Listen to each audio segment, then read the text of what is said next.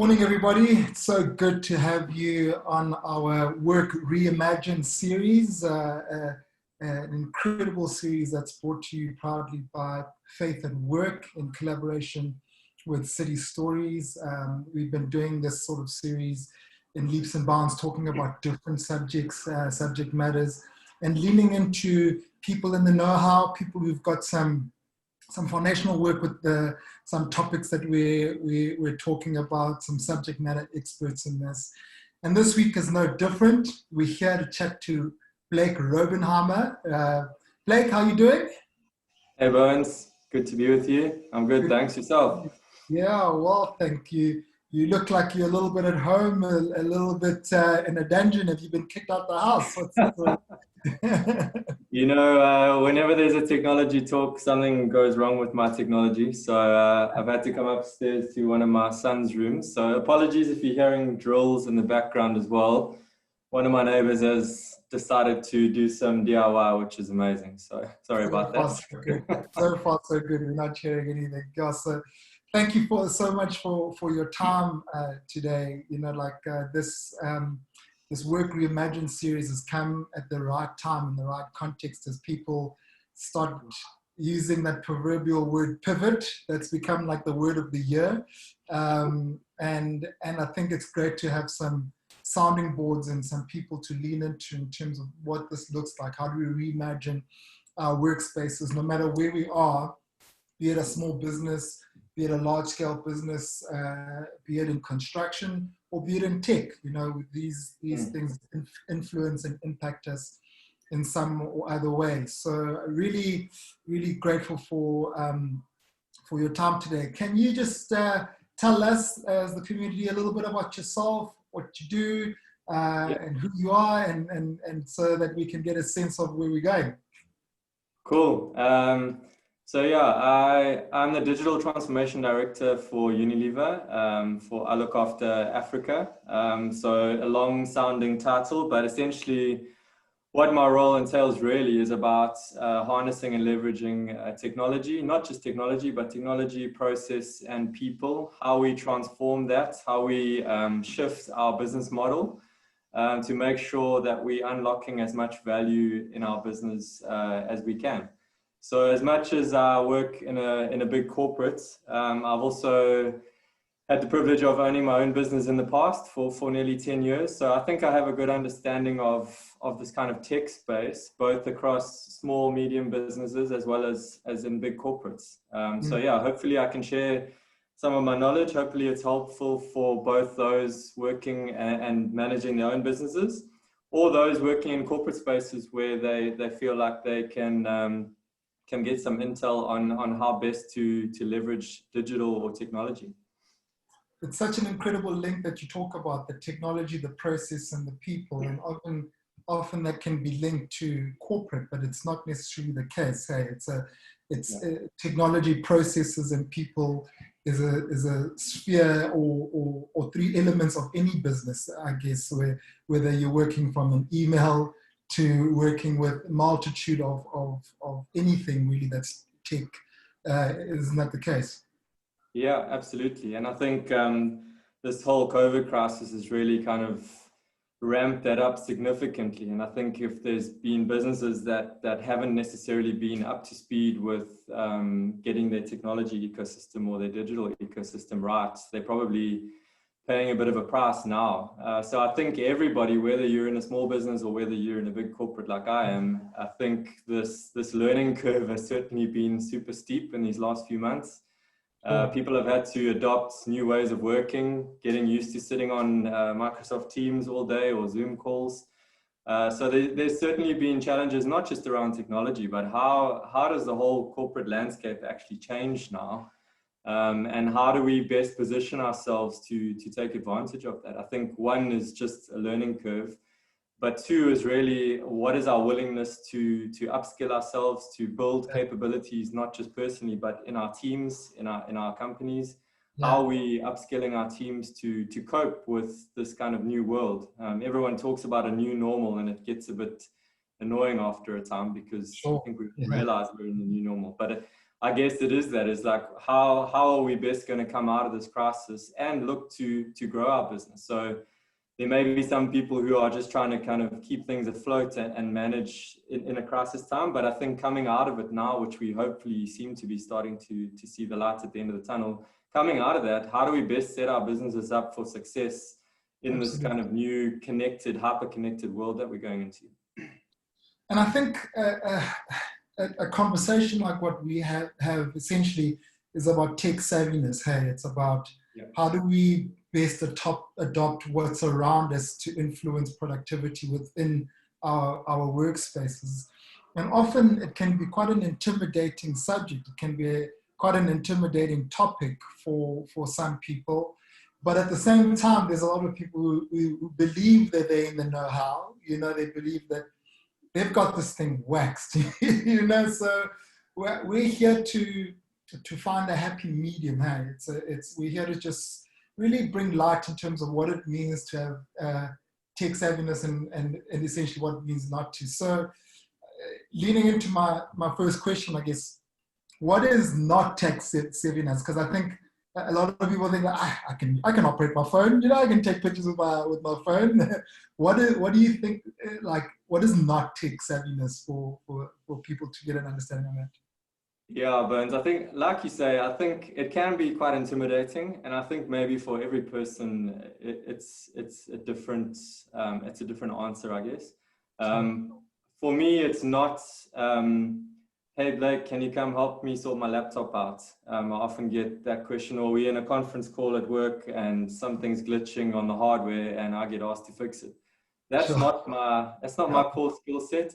I highly recommend that people do have fully functioning laptops and hardware that works. But I think really what tech savviness is about, essentially, is how are you harnessing and understanding the latest technology trends and using those to your advantage, whether it be data, whether it be more complex things like artificial intelligence or machine learning. How are we harnessing the technology available to us to unlock value in our business? And it can be super complicated, but it can also be fairly easy. I think technology has been so democratized now that there's so much open source, free technology, free learning. And it's a case of engaging where you're at. So you may be a digital native and you may be super comfortable interacting with technology, and that's amazing because you probably have a step up on some people. Those of us in our 40s and beyond, it's probably a little bit more hard work in terms of understanding how this whole thing works together, because you may have a knowledge of social media or how things operate in that space, but how do you bring technology into your workspace or bridge the gap between the two? If you're selling product or you're selling services, how do you kind of bring it all together? So I think really it's about understanding technology, understanding how it's relevant to you and your business and the niche that you find yourselves in, because sometimes there's technology that will be completely out there and it's not going to be relevant to you. So how do you figure out what's right for your business? How do you figure out how to use that technology?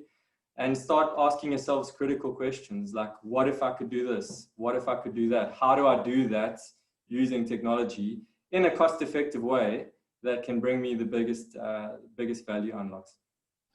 It's incredible. I mean, leaning into some of what you said earlier, especially up the plus 40s, maybe plus 50 people, not just in small businesses, but even in the corporate landscape, where technology can be quite intimidating or drive a lot of fear because it's often a perception of leading to redundancy with people, but that's not always the case, is it? Yeah, look, I think, I mean, I've had some conversations with some very high-level people globally in our organization, and they're quite vulnerable about the fact that they're super nervous about this wave of technology that's hitting us. And now after COVID, it's probably even compounded, I guess. But I think oftentimes it's misunderstood that we need to be able to write code, to be technologically savvy. That's not the case at all. I have no technical IT background or training. I've literally learned and kind of upskilled myself on a lot of platforms and a lot of technologies, trying to understand how you bring together and integrate my commercial knowledge and the knowledge of the technology. You basically need a functional working understanding of technology, as opposed to having to be worried about writing code or understanding the technology at the most granular level. To answer the first part of the question, I know some of the team are going to be dealing with this later on in the series, I think, but absolutely, and again, especially now since COVID, I think restructuring and how businesses structure themselves are certainly a byproduct oftentimes of new technology implementations. And that's the reality of the world that we find ourselves in. But I think there's a different lens at which I look at it at. And if I think of the work that we're doing in our business and some of the work I've done in my own business before, it's a case of saying, how do we get technology to do the heavy lifting? So we all know that hours and hours and hours oftentimes are spent manually plugging data into spreadsheets or manually putting PowerPoint decks together for big meetings. A lot of that can be done through technology, whether it's automation, basic programs or software like Power BI, which takes a lot of pain out of kind of all the spreadsheet jockeying that used to happen on Excel. There's certain things that you can do to utilize technology to do the heavy lifting for you, which provides a lot more focus on being able to grow your business. And I think for me, that's the case of, okay, how do we get technology to do the repetitive tasks, Yes.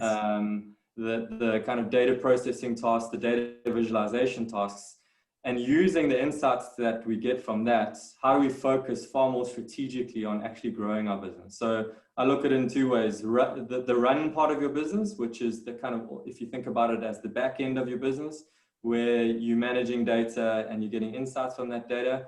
And then the grow part of your business, which is generally your kind of customer interface or your interface with your teams, saying, okay, based on what technology has thrown out in terms of insights or visualization, this is how we can now approach it from a grow perspective. Because right now, let's be honest, probably the most important thing for any business owner is, how am I going to grow my business? Correct. How can I not only create value, but also extract value?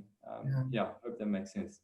Yeah, absolutely. You know, and it just makes me think of an experience that I had this morning with South Africa's largest gym organization. So their systems are down for some whatever reason. So when you enter into their gym facility, there's a lady at the door, pen and paper, who has to register every single person by name and surname. And so that experience can often be quite a negative one, because often she doesn't know how to spell your surname, she doesn't know how to spell your name, let alone she's asking for name, surname, ID, time of entrance, and so on. And I look at that and I go, it's not just about better use of resource, it's about a better use of her time, isn't it? That's what technology can do. Absolutely. And I think more so now than ever, what's happening is we're getting this generation coming into the workforce who are complete digital natives. So they've been immersed in technology since they were tiny. Sure. And they don't necessarily want to do jobs that are super manual. They don't want to input data into a spreadsheets all day like we used to do 20 years ago. It's a completely different world. And in order for those people to be happy, to want to work for you or your company, you have to meet them where they're at and make work life as easy and as simple as home life. And by that, I mean their interactions with social media or digital technology at home and at work should be the same. Why are they getting a different experience when they come to work as to what they're getting at home? They're used to using apps. Build simple apps within your work environment, which can be spun up in a day, a week, that make it easier for your staff to interact with what they do. That's so incredible. I think you touched on an incredible point around businesses that are often perceive themselves as trying to survive the year, where the real challenge actually is you're looking for growth. You're not looking to be stagnant. And that's what we want for people. And often that comes with not just like going through this year willy-nilly. It's really about being intentional about data. And there seems to be a relationship between growth and data. So whether you're a small business and a big business. So how do businesses harness data so that they can start really seeing growth and development within their businesses? Yeah, I'm glad you raised that point.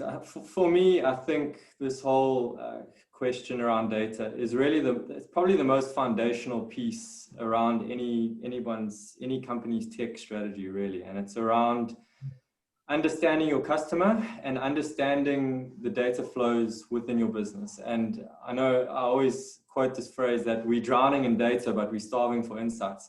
Sure. In a company like Unilever, I think we have 57,000 data points or something ridiculous. We have access to amazing data, but we just found that we weren't getting the insights that we needed out of that data. So I know people say, oh, but you got billions of euros to spend on doing this. It's exactly the same in a small company, and it doesn't necessarily require massive amounts of money. I think it just requires a different way of thinking that says, how do we put together a data strategy, or how do we map out all the data flows within our company, whether we an engineering company, whether we're an e-commerce company, whatever it is. How do we map out that data flow? So how do we look at the flow of information from cradle to grave through our business? And that might mean from the point of getting an order to the point of dispatching that order to a customer. Sure. And I think if you map that out, you'll get a far better understanding of where your starting point is. And there's obviously different layers that you can get into. One is just having visibility of that data, processing that data and getting it into a format that you can then visualize, whether it's in Power BI, whether it's in Excel, however you want to do that. Yeah. And what that does is just give you a great understanding of how your business is operating, which is critical, where your opportunities are in terms of growth, and where your pain points are, and how you're going to solve those pain points. And it just, that kind of insights to action piece for me is the critical part, because I often think that the length of time that it takes to generate those insights is far too long in terms of how you then extract that value via executing what you need to do based on what your data is telling you. You could have a product, you could be selling product, or you could be selling services. How are you understanding who your customer is? And that might be data that you're getting via social media. So you could have an online business. If you don't understand your customer, or if you don't understand how Google or social media works, how are you actually, I don't even know how you would go about kind of having a business plan as to how you're going to reach more people, how you're going to get the growth you need to get. So pulling that data together, and we call it like an exploratory data analysis, is look at your business. Where are your data points? Where is every piece of interaction, whether it's a customer, whether it's a process? How do you streamline that? How do you make it easier? How do you get your people to not be sitting on Excel all day long and automate that process? There's so much open source technology and fairly cost-effective technology now that can automate that for you. Sure. And I guess really you will probably learn a huge amount in getting that data into insights, and that insights into action. And for me, a lot of people, there's a lot of buzzwords out there, and we talk about this kind of digital democratizing data. For me, it is about democratizing data, but it's doing it, and it's putting data in a simplified form that is relevant to your business.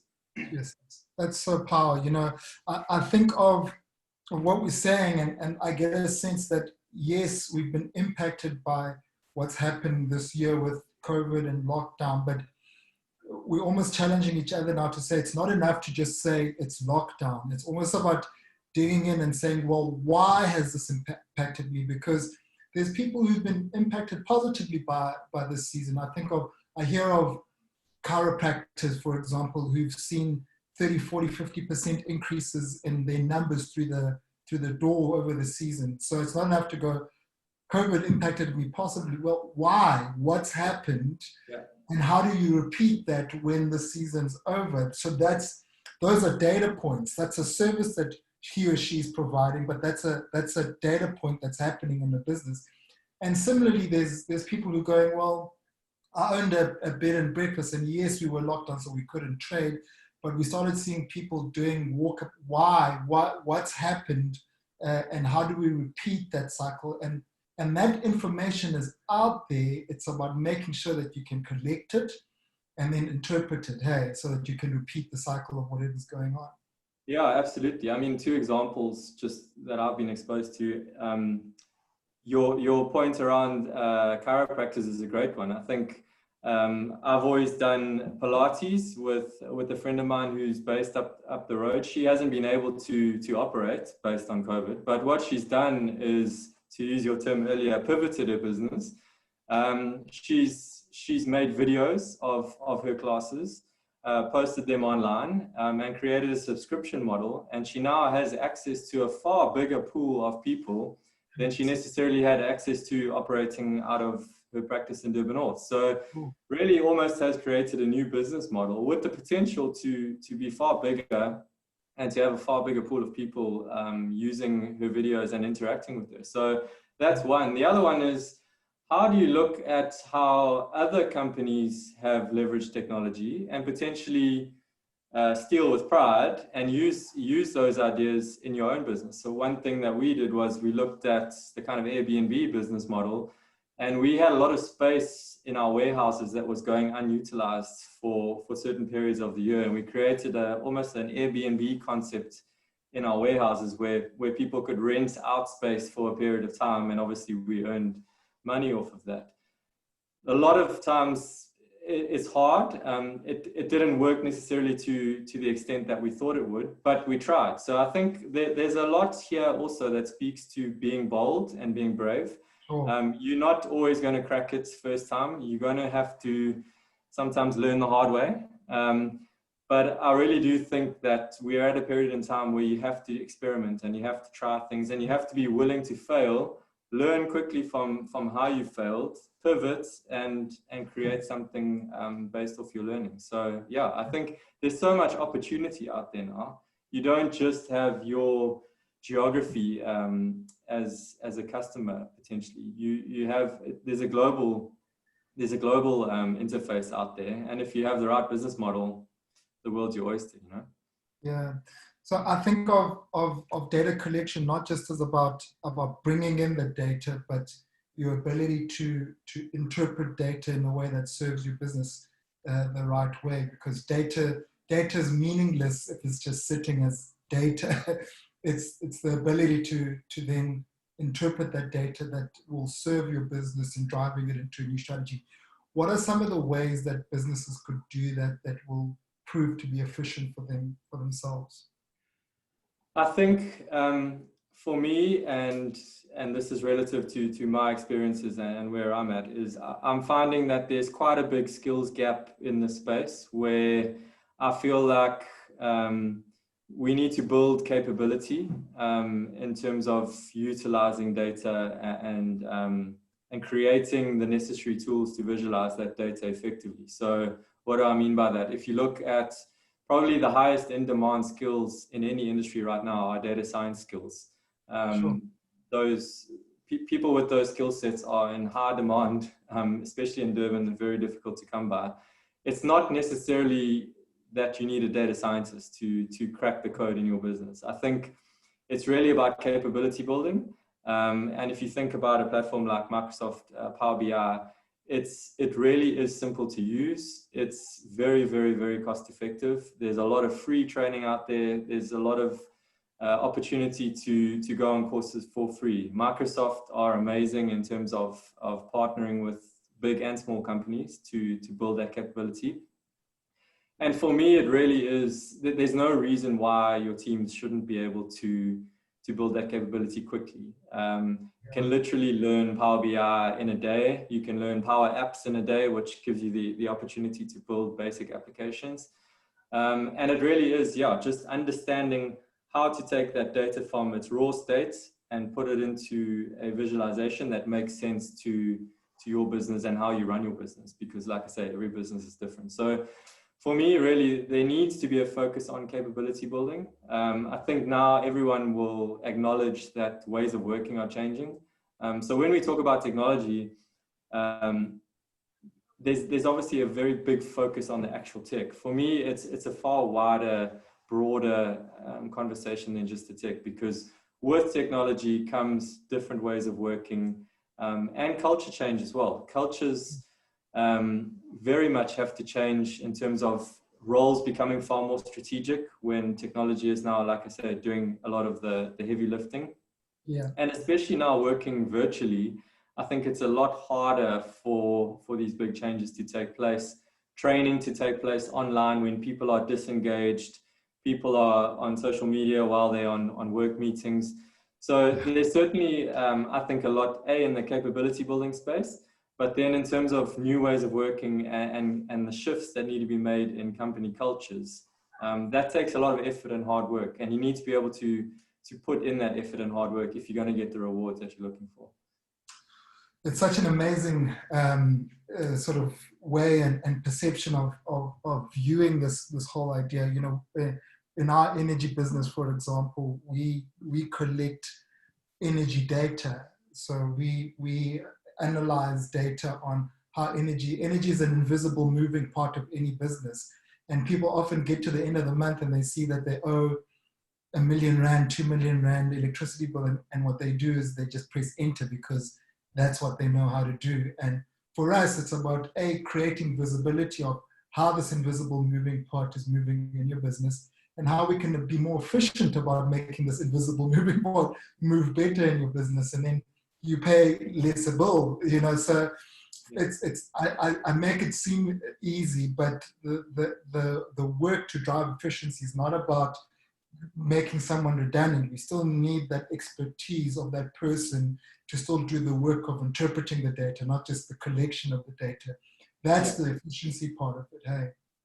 Yeah, exactly. And I get this question a lot because I'm often dubbed as the person that's bringing in machines to replace people, and that's not the case at all. Not the case at all. There's absolutely the need, and I think as a competitive advantage, especially in the big corporates, you need to leverage the technology that's available to unlock the value that we know lies beneath the surface. And to go along with your kind of energy example, we have a lot of factories across Africa.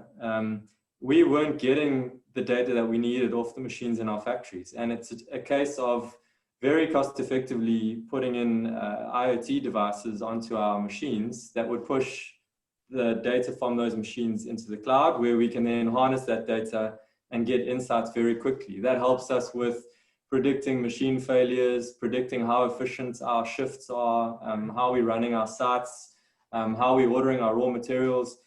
And really that wasn't done by spending a huge amount of money. It was utilizing the IoT technology that's available, which is the Internet of Things, which is basically sensors that pick up on the data going through those machines. And it was building a simple app that would give our factory directors the ability to very quickly work out what trade-offs need to be made and how they could manage their factories. They were doing that almost on a monthly basis. Now they can do that on a daily basis because the data is now real time, as opposed to getting your monthly reports at the end of the month, looking back, what went wrong, how do we fix it? Now you're looking at it on a daily basis and you're being far more agile as to how you run your business. And I think now agility is a massive, massive competitive advantage. If you can be viewing data in real time, as opposed to historically, we always used to look at things at month end. If you can be agile and be quick on your feet and be able to change your strategies and maybe approach your customers in different ways based on what you're seeing daily, you're going to have a massive competitive advantage. Yeah. What I really love about this also, especially with the data topic, it enables you to make informed decisions about restructuring and pivoting, isn't it? So you're not shooting from the hip and going, we're going to go into the PPE business because that's what we do, you know? We've seen testimonials of people who've been in fashion and pivoted into the PPE or face mask business that have succeeded. But when you speak to them in depth, it's because they understood their customer, they understood why it would make sense for them to pivot into the PPE space, where we've seen other businesses. I think of a customer, a client who down in the Western Cape who was in the medical business. They sold those operations equipment and they pivoted into the PPE business and their business tanked. you know, and it was because they thought that we're in the sector anyway, we might as well do it. And the response was completely negative into that. So the idea of data also, not just because it's there to make you grow, it's there to create an informed decision on how you're going to grow, where the opportunities exist, like you say, where your blind spots are potentially, so that you can plug those gaps and move forward. Yeah, and I think, look, in small businesses, it's often harder to do that. I think if you're working in a big corporate, it's far easier, to get access to a huge amount of data, whether it's Nielsen data that looks at kind of market category data or geospatial data. You can start layering all those different data layers on top of each other and getting a super granular view of your customer and where your opportunities are.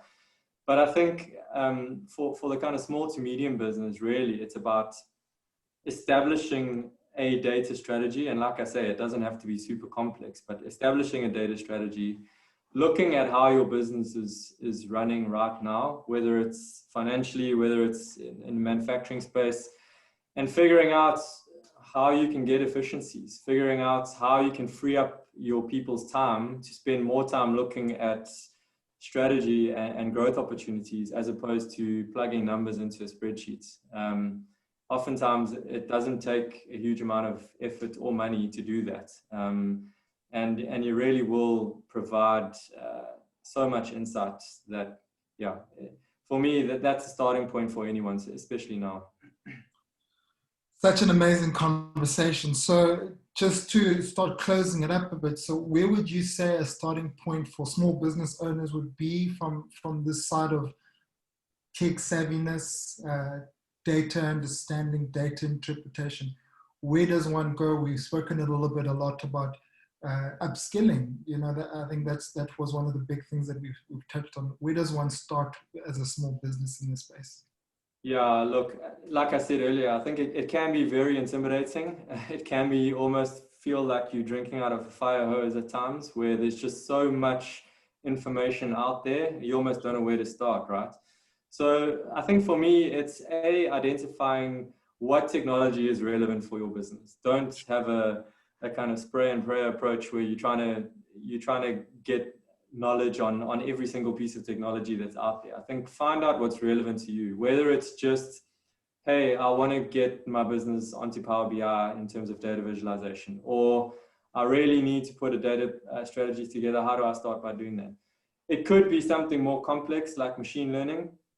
Again, figure out how that's relevant to you and your niche, as opposed to trying to learn how to code in Python or R or whatever it might be.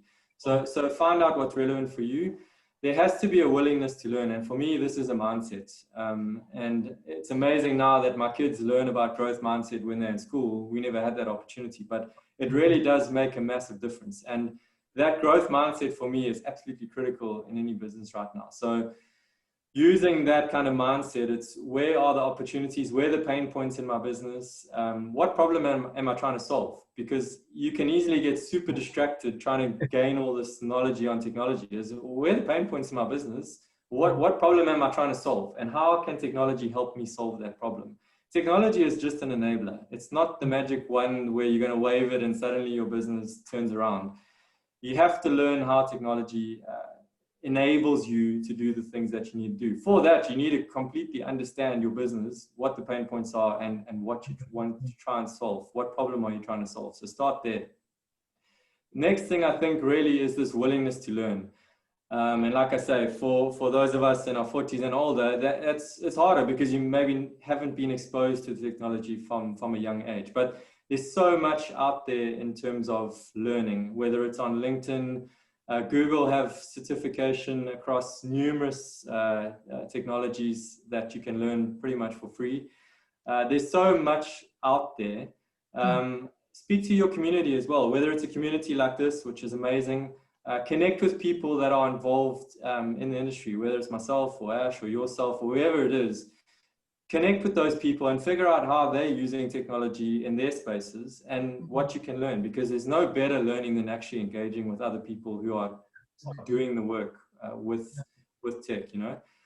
But there has to be the willingness to learn, and it's that constant learning. And then I think just being curious about how do we use things that potentially have been used, like my Airbnb example, in other completely different sectors. How do we use that and bring it and make it relevant to us?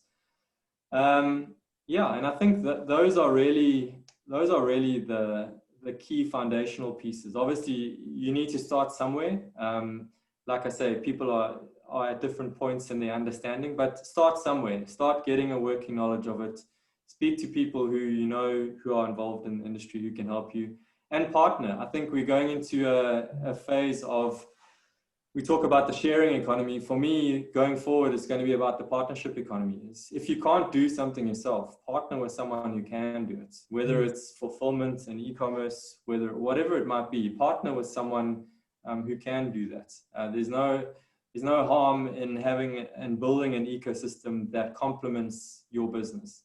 Yeah.